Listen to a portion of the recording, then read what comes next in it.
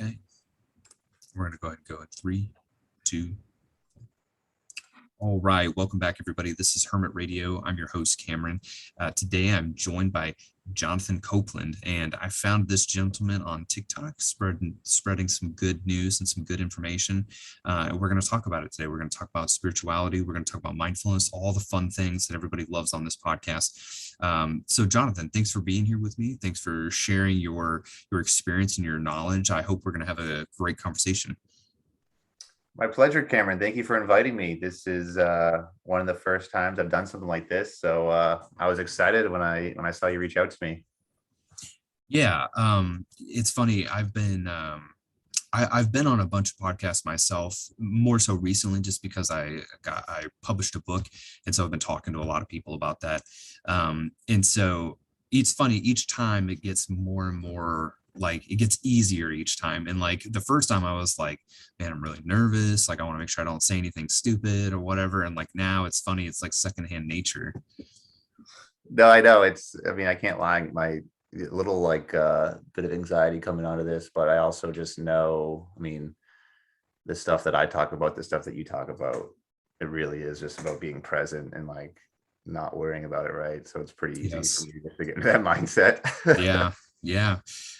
Even when I first started doing this podcast, like I had that same kind of thing. I kept thinking like, man, everybody's going to judge me. Everybody's going to give me a hard time. Like nobody's going to understand this. Like I barely understand this. But then I just started doing it. I just started recording. I just started kind of saying my thoughts and my messages, and then it grew into this thing. And like now this podcast has been listened to all over the world in so many different countries, which I never expected. And I've made lots of connections through this podcast and met a lot of people that just are like you and me, like, just like, what does anybody want? They all want to be free. They realize at some point in their life, they're suffering, they have this thing going on, and they want a way out of it. No, definitely. This whole thing for me really started about a year ago, right? So this is all very new to me. I don't claim to be anything more than I am. I know that once you start going into this stuff and start reading more about different people that are spiritual, there are so many different things that people talk about here and there. But for me, like before all of this, whatever you want to call it, um, an awakening, I never used to really post to social media because I always did worry about like what other people thought about me. And I was always like trying to post the perfect thing. But nowadays I just have such a calling. Honestly, all I want to do for the rest of my life is talk about this stuff and kind of spread the message, just because it has helped me. It's just transformed my life so much. And it's happened in such a short period of time that I know it's possible for everybody if they're open to it, right? So that's why I just feel compelled to make these videos. And I really don't have any shame or worry about how people are going to view me, because it really is irrelevant, because everything I'm talking about is just from my personal experience. I'm not trying to prove anyone wrong. I'm not trying to act like I know everything about philosophy or spirituality. I honestly feel like I know nothing. And that's another thing in itself, but I'm not trying to be anything other than I authentically am. And over the last year, I really feel like I've kind of created at least a world for myself where I really do feel truly authentic in a way that I never thought was possible, to be completely honest. I always felt like you always need to be something for your friends or your family, whatever expectations are on you. But when I had my few awakening experiences, everything just fades away when you're like at ease with yourself, when you're at peace with yourself. It's a steady peace that just allows me to kind of push this stuff out and literally have no like shame or guilt or worry about what people think about me, because it's irrelevant. And I don't know how you feel, Cameron. We haven't talked before, but I have to imagine it's somewhat similar.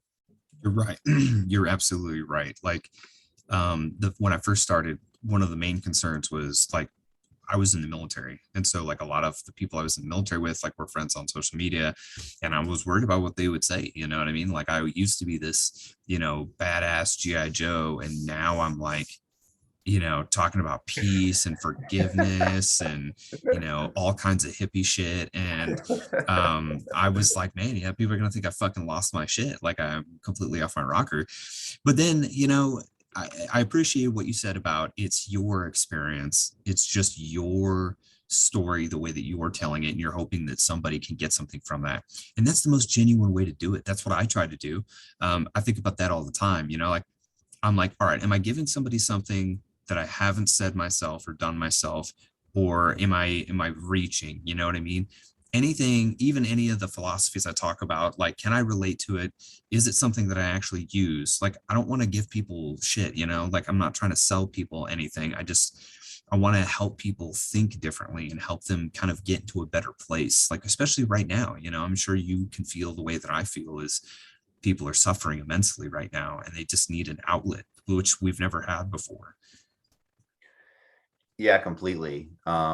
I mean, it's one of these things where like when you talk about suffering, like I just have a different view on it than I used to, because before this stuff, before I kind of went down this path, I would not say that I was suffering. Right. I wouldn't even say that I was struggling in a way. Like certain things were harder, or I struggled around when it comes to work, relationships, managing family, and things like that. But the weird thing is, like, once you go on this path, at least for me, you have just such deep clarity into the things that you suffered through that you didn't even realize that you were suffering through. Um, so that, I mean, when I talk to my friends or my family about this stuff, um, they don't really have any idea what I'm talking about. And I try to speak the language of anyone that I talk with, right? That's how you get through to anybody, is by speaking their language. And that is why I still read um, so many different spiritual books, so many different spiritual leaders, is just because I want to see every angle that people talk about this, so that I have that in my toolbox for whoever I discuss this with. Just because I'm so passionate about it, I really want to be able to connect with people. But it's one of these things that people live their lives crafting their identity, crafting the way they look at life. And when you kind of say things that are like completely an affront to what they think, they just immediately kind of shut down, right? So it's like I'm just trying to find that sliver of light that I could like kind of illuminate and see if there's any way to get them to at least think a little bit of to what I've learned from all these people in the past. But yeah. Oh, that's awesome. So I, I usually ask every guest this because every guest, usually most of the guests I've had on have had this kind of experience. But it's always good because they are unique in their own way, but they also are so very similar. And so I want to know, what's your story? Like, how did you get this way? Like, you said this happened recently, so you weren't born this way. This is something that's recently started kind of kicking up. So tell uh, us about that. yeah, no, I mean, I've done like the typical stuff in middle class America, right? You go to high school, you go to college, you went to UMass Amherst, you leave college, you get a job. I was in software sales. I'm still in software sales to this day. I'm an account manager at a software company to this day. I just got off a call right before we jumped on this. But essentially, being in the software sales world is such an accelerator, I think, of like egoistic tendencies when it comes to making money, when it comes to power dynamics. I was working at a large company before this, like 10,000 plus. So like the different levels of like hierarchy and things like that. But honestly, the truth as to what really led me here was the fact that I was a successful account manager. I was making a lot of money. I was viewed as being this like, oh, you're a young kid for what you do. You're making a lot of money, blah, blah, blah. And then COVID hit. And then, not to make excuses, but a lot of my like self-worth was 100% tied up to my performance in my sales job. And when COVID hit, I got a new director.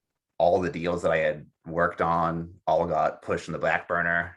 And we're now 6, 7 months into the year of 2020, and I've closed nothing. And I went from having so much self-esteem, so much self-worth for what I was, um, And I just, at the time, when I was in it, when I was doing well, I never really identified my complete self-worth with my job and my performance and making money, right?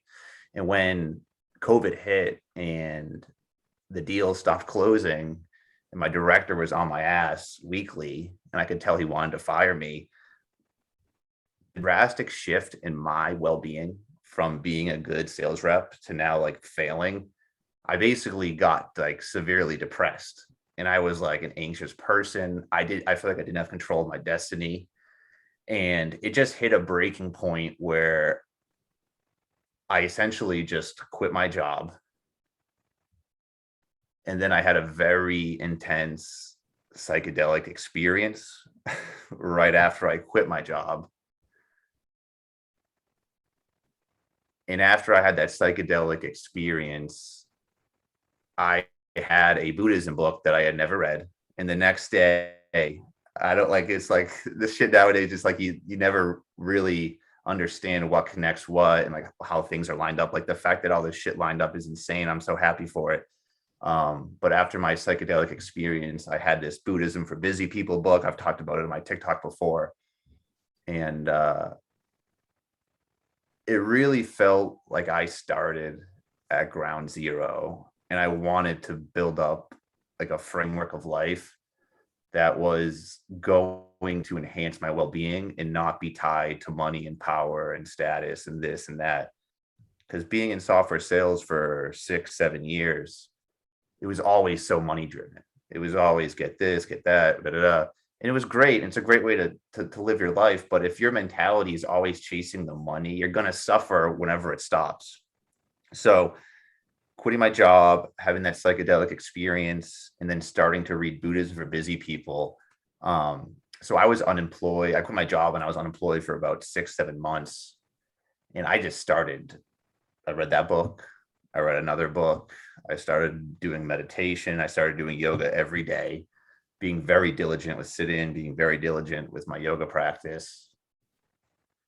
And I just, in my life, I never felt so interested in something as this just grabbed me. It just felt like so true to who I was when I started reading this stuff.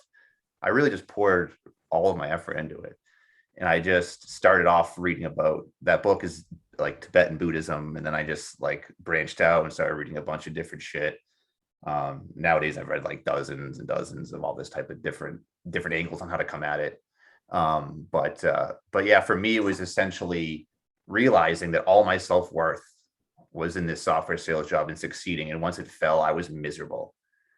I was completely miserable. And that psychedelic experience just like blew out my brain. And then I feel like the next day it was like, I was like kind of starting my like new life over again. And that book was there for me. And to this day, that was the moment that like completely took me on this path, which I feel as if I'll never get off of. That's an amazing story, and so many parts of it I could say about my life this in these same ways. The first book I read was about a form of Buddhism, I think even Tibetan Buddhism. And I did the same thing. Once I read that book, then I started reading another one, then I read another one. And then next thing I know, I've read, 20, 30 books in just a couple months, and really over the course of a year, like through the pandemic till now, and branching out, starting with Buddhism, then learning about Zen, then learning about Hinduism, then learning about all of them, and then going back to Christianity and just connecting the dots. And I'm just like, oh my God, I get it now. Never understood it before. Never made any sense to me growing up and trying to learn it the Christian way. I didn't start getting it until I learned about Buddhism first, and then the other ones made sense. We're a lot alike, listening to your story reminds me a lot of myself. And I think that's not on purpose. Obviously everything happens for a reason. Our stories are similar because it's a similar path, and what the things that we're wanting to do right now are similar. Be a good person, help other people, have these same kind of realizations. And it always makes me happy to see other people who are doing that too, because then it reminds me that I'm not the only one doing it, even though it feels like it sometimes, and it feels like you're the only person trying to make a difference or do something differently. There are other people who are trying to do it. So it's really a great story, and I'm glad that I got to hear it. Yeah, definitely. I mean, it's something that like is just, to be honest, I mean, even this to this day, I wake up and I literally feel like I don't deserve to live my life the way I live. And it's like such a, like so many people in this world, in the westernized world, like take so much credit for their accomplishments and where they're at in life. And I just find it almost funny because like you don't have control over your life or where you've been or like where you started. You have so much pride in where you're at as if you did it all, when I feel as if that's like such a small sliver of the life that we currently have. Right. Um, but for me, I always was like, because I grew up Protestant Christian, going to church every Sunday, and I never once, even as a kid, I never believed it. I always just thought it was like this weird story. But now it's funny because now I have more reverence for Jesus than I've ever had in my life. And it's funny because I would make a clear delineation between Jesus and the Christian church, um, because of the power structure of the church and the institutions. I have to imagine you'd feel the same way, but yeah, no, it is something that every day I still feel like truly blessed and lucky in a way that I don't feel like I deserve, and that's something that I just like never really thought I'd ever feel. Me too. I never thought that I would be I grew up like kind of the same thing. Like I didn't go to church every Sunday, but I went a lot of times because I wanted to ask questions because I didn't understand and I wanted to understand, but I couldn't get the answers I was looking for. Like nobody can answer my questions. Or if they did give me answers, they were very vague and just not reassuring.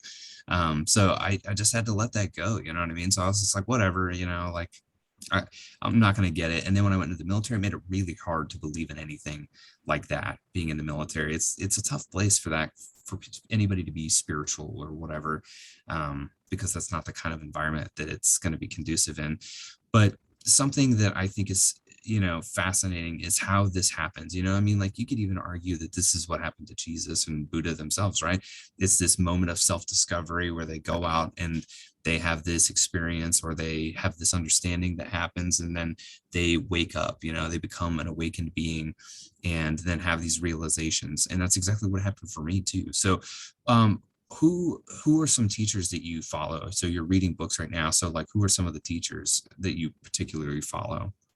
Particularly follow, like it's funny, like when you go on this path, there are like different people at different periods that like you resonate with so much. So it's like you had mentioned Zen Yes. early on. Like when I first got into this, I read Tibetan Buddhism, then I jumped to Zen and I fucking knew none of it. I didn't understand any of it. And I was like, this is just like whatever. Like I can't even, this is stupid. But the more you stay with it, the more you realize it. So it's like there's different people on every path that I've been on. But some of the biggest ones for me, like Adyashanti, Yeah. uh, he was big. Sadhguru was very influential. Eckhart Tolle was the first one that like was outside really of the Tibetan like religious, whatever you want to call it, sphere, where it was like very kind of secular enlightenment conversation. So Eckhart Tolle, I love. Ram Dass was huge. I still listen to Ram Dass a lot. One of the books that was extremely influential was Henry Shukman's book, One Blade of Grass. Mm, When I was unemployed in the morning, I go for my little walk runs and I would do walking meditation, listening to that Audible book, and I highly recommend it for everybody. But yeah, I mean, there are so, I mean, I could go on and on, like even like Osho. Um, yes. Osho is to me these days is like a, everyone's a goat in a way in this realm. But right now at where I'm at, he is some of his books cut through bullshit and is so mind opening to me in the simplicity yet the truth to it. And I do feel like he comes at things vastly different than other spiritual masters. So it's like I continue to be eye opening having these revelations. And it's also something that's like, if you're not on this path, you don't really realize it. But since I feel so connected and I like feel like I understand truth, like there are moments where like you might be cloudy around a subject and then you read like a passage and it almost like breaks you open a little bit. And Osho has done that for me on many, many occasions. I'm right there with you. Again, it's not an accident, right? Like everything happens for a reason. I just finished 2 books by Osho. I just finished Tantra, and then I think it's Live, Love, Laugh, or something like that. It's like 3. It's like Live, Love, Laugh, or something like that. And I agree with you. I feel the same way. I started in the same with the same people, Sadhguru and Thich Nhat Hanh and Ram Dass, Alan Watts, Eckhart Yes, Tolle. yes, yes. Um, and then obviously now recently it's Osho. And what I can get behind on Osho is he says it best in the book, Tantra, the Supreme Understanding. He says, he's in a place going beyond religion, right? And there is a difference between spirituality and religion, but he's talking about being somewhere beyond that. And that, to me, you're talking about those moments where it's like it opens you up a little bit. When I read that, that opened me up, because I'm like, that's it. I've been trying to figure out what I'm defined as. I'm like, I don't know. Am I, should I be focusing on this one particular thing, this one particular spiritual path or whatever? And he just takes all of that away. He's like, don't worry about that. Stop Mhm. it. Which kind of correlates to Alan Watts. Like, it's funny. Again, you said something good, is that like you have different times with these different people, and at different times, something they say makes sense. And one person for me was Alan Watts. At the beginning, Alan Watts was doing something for me, but I really didn't understand what he was talking about. But now that I've gone back and listened to these other people, now I can understand what Alan Watts is saying. And Alan Watts and Osho are pretty much saying the same thing. Like, don't take life so seriously, right? Like, don't take yourself so seriously, because you don't even know who you are. So just relax, just do what makes you happy. Do these things, just whatever it is, like, have fun. You're just acting anyways. Uh, I mean, 1,000,000% right. And it's funny because I always joke that, like, talk to my girlfriend, and I'd say, like, at that time in my life, right when I quit my job and had that experience, if there was like a Tibetan Buddhist, like, master or spiritual leader near me, I would 100% probably have robes right now and be in a monastery. But because I kind of did all this discovery by myself online and all this shit, like, I have just at early on, I would take, like, oh, this is it. You got to do this. And now I just feel like I know what is true at certain points, at least for myself, and what isn't. I don't like ever claiming absolute truth, because I think that is a farce. I think people suffer that, but that's a different story. That's another topic. But yeah, I mean, Osho's no systems approach to life, I think, is the easiest way to really get truly enlightened. And I don't even claim to be fully enlightened at all. I've had awakening experiences, which I chase, and I try to, like, not chase, but I try to settle into or stabilize in a certain way. I don't really think, I think enlightenment, and maybe this is just my personal experience being so new, like, enlightenment to me is a dynamic process that is a continuation. Like, there is no final goal. I know in a lot of these like spiritual like different Buddhist traditions and things like that, like, they talk about perfect enlightenment and all this stuff, and that might exist. I've never experienced that, so I could never actually speak if that is true or not. But yeah, the no systems approach that Osho has, to me, is amazing, because also his ability to talk, like, cross disciplinarian between philosophies and religions, I find fascinating. And the only other person that does it in that fashion, in my eyes, is Alan Watts, just because they are true intellectuals in the philosophical realm. But it's funny because people think, like, being intellectual, hell, like, makes you smart, blah blah blah. But, like, in my eyes, it almost is a hindrance to you being able to wake up, because if you're intellectual, you're constantly cutting shit into two. You're constantly labeling and categorizing things, when in reality, what we are, at least what I think we are as human beings, is a non-dual awareness, which doesn't have any concepts or mind. Even the word non-dualistic is a word, and hampers your ability to understand what it means because of the labeling of language. But yeah, no, Osho is just, to me, like, I read his autobiography, which was gnarly, and I read that super quick.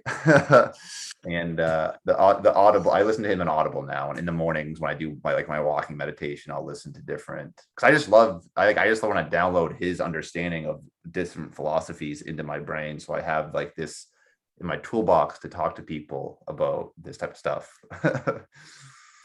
Right on. So, okay. So with your TikTok and you're going live in your videos, how often are you getting to talk to people about stuff like this? Like, how often are you getting to have these kind of conversations? To be honest, like this is my first, like I've had a few in my life. To be honest, I have one friend that's like open to this stuff that we talk to, but everybody else, my girlfriend's open to it. She hears me ad nauseum. She probably wants to throw up at times because I talk about it too much. But I really don't have this conversation that much with anyone, to be honest. This is like one of the first times. But to be honest, like once this stuff happened to me and I like felt like my calling is to just talk about this stuff forever. I'm gonna my literally my mindset was, John, just start like doing a TikTok once a day. Sit like all these thoughts that I have, like just put them out there.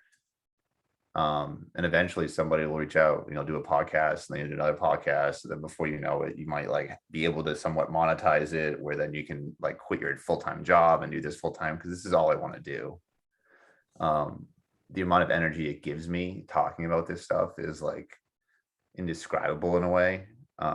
So yeah, I really don't, to be honest, I've like never really met.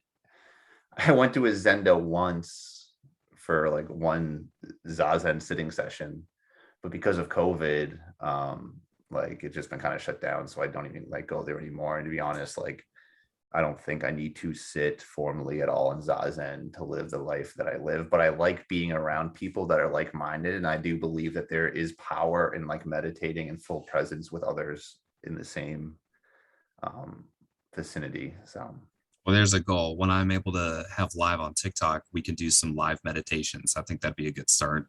oh, I'm down. Yeah, I'm down for anything, man. I love talking about this stuff. This is all I want to talk about. And yeah, so All right. yeah. Well, here, let me lay this one on you. So this is a thought process I've been working on lately.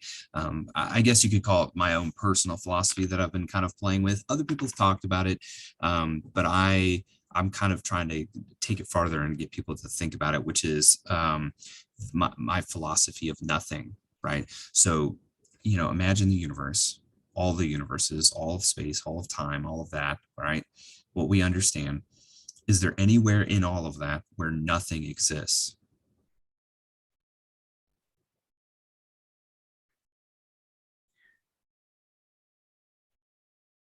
I mean, you could think that like, I mean, in space, right, where it's a vacuum, where there is nothing, is that nothing? I mean, there's still, right, like there's still dark matter, there's still matter itself, Yeah, there is, atoms, right? Yeah. neutrons, right? Like, so like even the distance between you and me, like the distance between you and the wall behind you, there's still air, right? There's still things floating in the air, even though we can't see it, it's microscopic, but it's still there. Now, you could go as far as to say there's nothing in my hand right now, but even that's not technically true, because in my hand, there's probably bacteria and viruses and organisms and molecules and all that, right? So there's really no such thing as nothing, right? This is a concept we as humans have created. We say it all the time, right? What's going on with you? Nothing, right?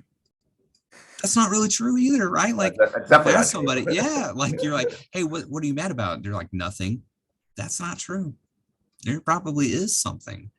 But that's my point. You take that big level concept like that there's no such thing as nothing, right? Even in the vastness of space, there's no such thing as nothing. People say, well, there's, a black hole. Okay, a black hole is still something, right? Like, and nobody has proven that inside of a black hole that there's nothing, right? Like this is the problem. People try to keep grasping to a physical thing to say that is nothing, right? Like this on TikTok, this woman sent me a message and she's like, well, there's a place in space where there's nothing. I'm like, oh, really? I'm like, will you point it out to me? Can you send me a link or a snapshot of it? And I don't think she got that I was being facetious. And she said, yeah, I'll look up this article and I'll send it to you later. And I was like, okay, please do. Like I'd this love to read article's about it. gonna prove it. Yeah, but my point of asking was, if there is a place where nothing exists, point to it. Because as soon as you point to it, I'm gonna say that is not nothing, that is something. Yeah. It's just I mean, like just for me right now, hearing this for the first time, I actually watched that TikTok of yours and I didn't put too much thought into it, but like at the end of the day, See, I mean, I kind of have like, I kind of feel this way. I haven't really tried to build a philosophy of my own, at least not yet. But it's like, it's like almost like me saying like I'm nothing, but I'm everything, right? Yes. It's like I really feel like I am nothing, but then in being nothing, I am everything that there is around me that's in my Yes. consciousness, right? So that's truly how I feel about myself and who I am. And I know it's fucking esoteric, and most people say like, "Oh, that's a bunch of phooey," but it actually is a very real feeling that I have about Yes. myself. That's real. And you know why? You know why that's real? Because you and I can play this game, and I'm going to do it because I know how you're going to answer it, because you know what I'm going to say. That's because we're the same. You know, you and I truly are the same. And this is what I do to people. I get to have these kind of conversations all the time because I'm not afraid to talk about it. And I talk to people at my work, I talk to people at my school, whatever. And one of the questions I like to do to people is I'm like, who are you? And when people try to answer, they immediately start naming off their job, their favorite color, they like spaghetti. I'm like, no, no, what are you? Who are you? Oh, well, I'm me. Who's me? Well, so and so. I'm Jessica. I'm like, okay, well, who's Jessica? Is that you? Do you think that's you? Why does that not feel right? And almost every single time people tell me, they're like, well, I want to answer, but it doesn't feel right. I'm like, that's because you know it's not right. I'm like, did you pick your name, Jessica? Did you pick that? And they're like, no, my parents picked it for me. Exactly. You didn't even pick your own name. So how can you say that that's who you are? And that's usually where I lose people. You know what I mean? Like, for a lot of people to say, I don't have time to think about it like that. Like, oh, it's Or stupid. yeah. And Yeah. I'm like, listen, you may think it's stupid, but it's a question worth asking, because that's the first step to allowing your mind to be bigger than the limited box we put it in. That's a good place to start. That's like, you say that, and that just resonates so fucking deeply with me, because I also feel like nowadays I can learn whatever I want if I put the effort in, because I approach everything like I know nothing. And that's the only way to figure out who you are, is by really saying like, I do know enough. I don't know anything about life or who I am, so I have to do like self-inquiry. Um, and it's crazy because people's like conditioning and the way that they think about life hampers their ability to even like truly learn something. I mean, it's the whole like Jiddu Krishnamurti thing, like being able to observe without evaluating is the highest form of intelligence, right? So like looking at something completely like you know nothing, like you're just encompassing it and just observing it. Like, I mean, that's what I think the spiritual path truly is, and doing that with yourself at every moment of the day. But yeah, it's crazy that the biases that people have, the labels they have in themselves and others, how much it hurt, like just completely stops them from learning things. Yeah, absolutely. Or not wanting to learn, right? Or not wanting to go that far, right? Yeah. Because what happens, right? It's either challenging somebody scientifically, and that's too much, or it's challenging somebody's religion, which is too Mhm. much. Because what does religion need, right? Religion needs faith, undoubting faith for it to work. And if somebody like me comes along and I'm like, hey, I got a couple questions for you, like, that could ruin it. And so people don't want that, they reject it. And that's okay, right? I mean, like, religion is religion's only a problem when it's being used to kill people. Outside of that, um I think religion has value. Yeah. That's how you and I have learned, right? Like, you can't go beyond religion if you don't understand religion, right? You can't do that. You can't skip those steps. That's why, if you look at, like, you and me, look at the way that we found it. We found one place where we could get in, right, through Buddhism. And then we started reading about the other ones because we knew that there's something that There's something connects them there. all together. Yeah. So we need that to get to where we are now.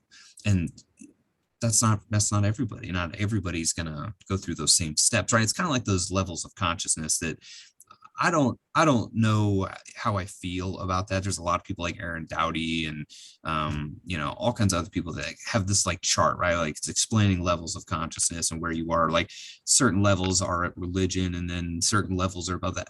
I Yeah, don't know. I don't, so like that type of stuff where like it's trying to be very scientific, but like I literally, like actually bought a few weekends ago, like The Illumined Mind by Caldulissa, whatever his name is. And he wrote like a 9-stage thing on how to get enlightened. And like that stuff to me doesn't like resonate with me because that's not how I like came to it. So I completely agree with you with what you're saying there.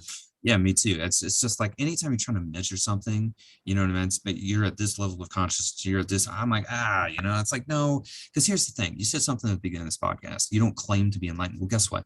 Everybody is enlightened already. That's the joke. Yeah. That's what Zen does. Zen is literally like facetious. It's like mocking you openly, right? It's like, guess what, dude? You're already enlightened. You just need to stop worrying about it so much and realize it. That's it, right? Like it's a level of self-realization. There's no levels of consciousness. There's just self-consciousness. You're either unconscious or self-conscious. You and I right now are self-conscious. We know the difference. We know what we're doing. We're going after these things, seeking answers because we have that level of self-awareness. And it happens at different times for different people, right? Like, and if you're unconscious, I can clearly remember being unconscious, right? Being in the military, just being a jerk to people, you know, when I was egotistical and trying to just be massive, like I'm lifting these weights, trying to be a bodybuilder and all this stuff. And, you know, that was unconscious. I was doing that for the sake of trying to be somebody else because I wasn't cool with being myself until you get self-consciousness. And then you realize, oh shit, I've had it this whole time. Yeah, 100%. I mean, it's like, I mean, this is like kind of but I say like I'm God and everyone's God. They just haven't recognized it yet, right? So everyone has in like being the whole Zen approach, which Osho always touts Zen to be like the closest to, if there was any religion that he would push forward, it would be Zen because it is so ordinary. It's extraordinary, but not like being extraordinary, but literally being extra space ordinary, like the most ordinary. And it's just so ordinary that everyone's overlooking it. Yes. It's like the guided meditations around like being aware of your awareness, where early on when you're like trying to figure out what that means, you don't get it, because it's just nothing, right? So being aware of awareness is just a nothingness, but it's a piece, but you think it's nothing, yet it's everything. And the more that you rest in that aware of awareness, the more peaceful your life gets. But people overlook it because it isn't thrilling, or it isn't exciting, or it isn't happiness.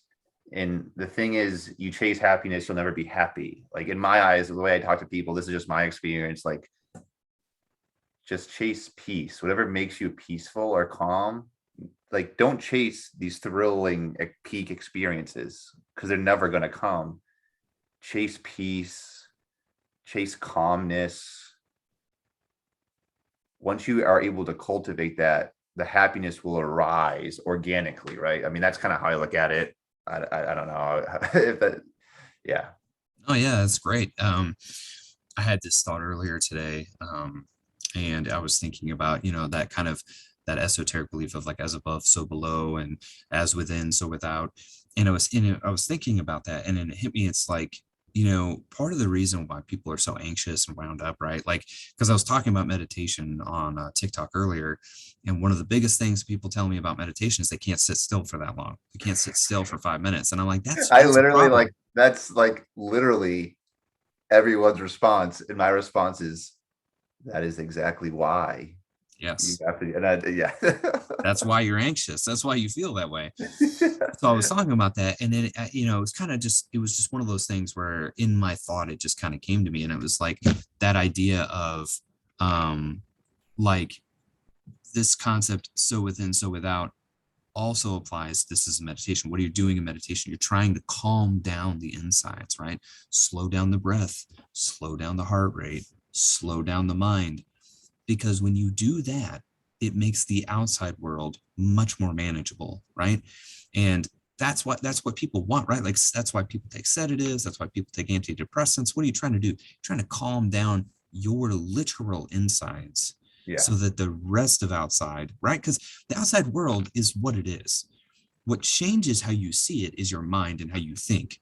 And if you can calm down that part that's doing that, then it's not so scary. It's not such a big deal anymore. But you have to be able to do that. And if you don't, that's what spirals out of control. Yeah, I mean, 100%. I mean, the way I look at anyone's addictions, whether it's drugs or sex or gambling or food or drinking, it's all doing one thing. It's just trying to get you into the moment.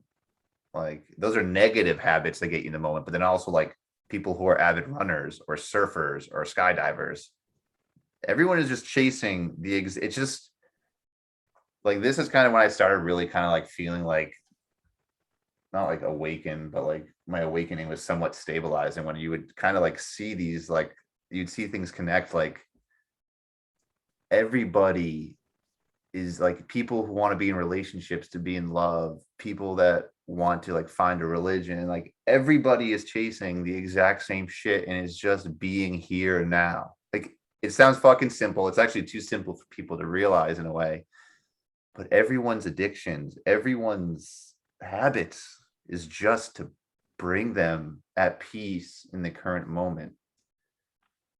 Absolutely. And yeah, that's the thing, right? Like, I mean, you take any of the ancient texts, you take any of the scriptures, right? What are they talking about? They're talking about you, talking about what you're doing, right? Like they make it these big things, right? Because you can't, this is what I always say about like parables, right? Like why Jesus talked in parables, why Buddha talked in parables. Because if you try to give somebody the straight juice, it's gonna go over their head. That's why people have such a hard time with Zen. Zen is telling you, right? Like the same story about like before enlightenment, chop wood, carry water. After enlightenment, chop wood, carry water, right? Like some people that way over their head, they're just like, I don't get it. And that's why a lot of people couldn't get the parables back then, because it is obvious, right? And it's just it's like a product of like really advanced evolution for our human bodies. However that happened, the evolution of our human bodies and our mind, we either forgot how to use it or we never learned how to use it. And that's what we're doing right now. Whichever way it is, whether we forgot or we're remembering, it's one of those two. But it's all about the mind. That's why I've always connected with Buddhism and Zen. It's because it's not about a god. It's not about worshiping the Buddha, right? It's about you're fixing yourself. It's about fixing your mind and how you think. And the one quote that Buddha always said that I always stuck with is, what you think, you become. Yeah. No, that's just, it's so true. And like to me, like it was Buddhism, because I grew up Christian, I felt like I had almost a negative reaction towards religion. So Buddhism's kind of secular approach, like a science that really kind of outlines the framework of your mind, is why it was so easy for me to get into it. So I completely understand what you're saying in that realm. Um, and then like, so for me, it was like Buddhism, like gave me like the fundamental, at least the framework foundation on how to look at life. And then like what really kind of explode, like, because Buddhism is very like, even Zen is very dispassionate in a way. I mean, it's the most passionate when you can start understanding it, but it's like a little dispassionate in the way that they approach it, right? They literally say sit, just sit. Like they don't give you instructions really. It's very koans are very hard to like understand. But for me, it was like Buddhism started, and then when I started going to like Hindu type stuff, like reading about Ramana Maharshi and Maharaji and Ram Dass, like that Mm. shit, like was like kind of like pouring fuel on like my like the light of like spirituality that started, because it like wasn't just about renouncing and dealing with suffering. It was about like living life like completely fully as yourself, like experiencing everything in a way where it isn't renunciative. Like I'm not a big fan of renunciative spirituality paths at all. I think that's actually a hindrance to like your Yeah. ability. Like Whenever Jainism you, to me is like interesting because of how much of a foothold it really had in India, yet it's so renunciative. I mean, I could be mistaken, but like the Buddha, when he left, I think he was a full aesthetic renunciate. I don't know if he was a Jain, was like practicing Jainism or whatever, but he left that and started like the middle way. Um, but yeah. even the majority, in my eyes, of Buddhist traditions are very renunciative. Yes. And that is why that's why I couldn't be a Buddhist. That's why I couldn't be in a monastery. Yeah, And and it's kind of like you brought that point up earlier, and I've thought about that for myself. It's like, but here's the thing, we it's and I read this in Yogananda's book, A Diary of a Yogi. He talked about when he was going through his stuff, he's like, man, I just want to go to the Himalayas and just give everything up. I don't want to talk to people anymore. I don't want to do any of this. I just want to meditate and be in the divine and just be in nature. But here's the thing, nothing will be accomplished for the world that way. The same yeah. reason you're not in a monastery, the same reason I'm not in a monastery, even though that's probably where we would flourish, I it's not would. for that. I always joke that like me going to an ashram or like a monastery would be like such a cop out for me because I'd love it and it would probably get me deeper where I'm at. But I was talking about my calling, spreading the message. Like I really want to live this worldly life and show people the energy that you can keep just by having a shifted perception of your life. That's literally the only reason I keep the job I have right now as like a software sales rep is because I want to kind of be like show my family and my friends that like you can keep this like energy even in jobs that are like traditionally stressful if you look at it the right way. Yeah, absolutely. Well, and I think that's the whole point. The Yeah. whole point is to, and I feel like Ram Dass kind of touches on that, is that it's not about everybody like you and me. It's not us about becoming a monk or even a guru or a yogi. It's about living life consciously, right? Like that's a problem that people have with me when they talk to me, because I'm like, fuck, we don't need government, we don't need money, we don't need any of this other shit. And they're like, well, not everybody can be a hippie and I'm like, no, right? Like a lot of people still need to work. A lot of people still need to have something to do or they'd go crazy. Yeah. I'm not saying that, but you can live your life more consciously, right? That's why you're not happy. You don't have to quit your job. You just need to learn to love it or find one that you do love. It's just like mindfulness, right? Like mindfulness, everybody makes into this thing that you only do when you're meditating. No, the point is to learn how to do it all the time. The point is that's why there's walking meditation, there's eating meditation, there's sitting meditation. It's because the goal is to be mindful all day long, to have a complete present state of awareness and have mindfulness all the time. Be mindful. I think, there's this book that Thich Nhat Hanh wrote. I haven't read it yet, but I want to, but it's called Savor. And it's literally a book about mindful eating. And one of the things it talks about is peeling an orange. And everybody knows that smell you get when you peel an orange, right? And then you get that kind of acidic like spray of orange. And when you eat an orange, the juice, the flavor, right? That's mindful eating, not just shoving it down because you're hungry and you're trying to get it right. Slow down, enjoy each bite. I do that all the time. When I'm really enjoying something, it's when I'm slowing down and enjoying each bite, making it last instead of just scarfing it down. And I didn't even realize how much I was doing that before I started practicing. That's so funny because I used to fucking scarf shit down like crazy. I still have that tendency at times, but I really do consciously eat slower to enjoy it. But I used to literally be like the fastest eater and I'd shove everything in my mouth at once. And now like I eat soup in the morning. And when I like take each spoonful, I'm like, thank you. I'm like savoring it.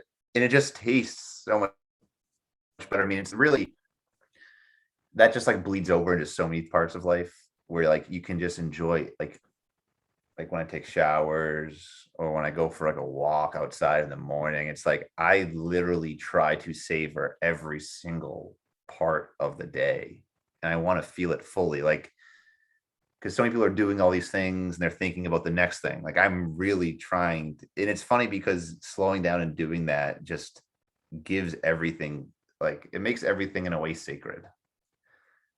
Yeah, that's how you do it. I mean, Ram Dass, one of my favorite things Ram Dass talked about was like pouring a bowl of cereal, right? Like the bowl is God, the cereal is God, the milk you're pouring into the cereal is God. So you're pouring God on top of God. Now you're eating God and serving God and serving God. And it's just this constant serving of God. And when you look at it that way, it makes it so much better. It makes it so much more colorful than just I'm eating another fucking bowl of cereal and this miserable existence, right? Who's making it miserable? You are. Yeah. It's interesting because the more that you do that, the actual more enjoyable it becomes. It's like I mean, nowadays it's very easy for me to think long term and do long term things because I'm not struggling. So I'm not like trying to chase cheap dopamine pleasures like I used to so much. Like I used to be spending and drinking and all this stuff. I still drink. I don't mind it. I don't have an issue with it, but it's just thinking long term. And for me, it's like everything that you do that you treat as sacred, or everything that you do fully, like it gets better. Like it literally gets better every day. Like every day I feel like I am getting more present than the day before. And that's a true feeling. And that's, I feel like, why I am so happy these days, is because every day I literally feel like I'm getting deeper into this. And it's like doing it, it's like it's like I'm getting deeper into it. Life's getting easier. In reality, I'm just doing nothing. Like I'm just being there. Doing what you've always been doing. Exactly. But it's just like continue. It's like people don't like understand it. Like even walking outside and seeing the trees, like I see the same trees every day. But you go outside and I stare at the trees and I just look at them in the morning when the sun's coming up. I'm like, Jesus fucking Christ, this looks just amazing. Like, how does it Right. look this beautiful? I've been here for the last month every day. But you can get that. Like people, I mean, in our westernized society, people always think that the grass is always greener, right? But like, it's how do you look at the fucking grass, dude? Yeah. Yeah, absolutely. it could be neon green if you look at it completely. Yes. All right, Jonathan, this has been fun, and I want to do it again. I want to get you back on here. I think that you and I could have some great conversations. But if anybody wants to get in touch with you or follow you on TikTok or your other social medias, where can people find you? What are some good places to get you? Yeah, my TikTok handle is at Jon Copeland 6. And then my Instagram is at Johnny Copes. My TikTok is where I put like more of the mindful teaching type stuff, non-duality type stuff. My Instagram, I would say, is only really cool for my Insta stories, just because every morning I'm recording when I'm up early and going outside, running on trees, going to cemeteries, sitting, just to show people that I do that, kind of hopefully be inspirations to other people to do that type of stuff. But yeah, at Jon Copeland 6 on TikTok, and at Johnny Copes on Instagram. And this has been great, Cameron. This has honestly been my first podcast ever since kind of being on this path. So I do deeply appreciate you reaching out to me, and I definitely want to do this again, man. Yeah, absolutely. So everybody, we'll catch you next time. I hope you enjoyed. Leave us some comments. Let us know if you enjoyed this conversation, if you want to hear more of it. Other than that, we'll catch you next week.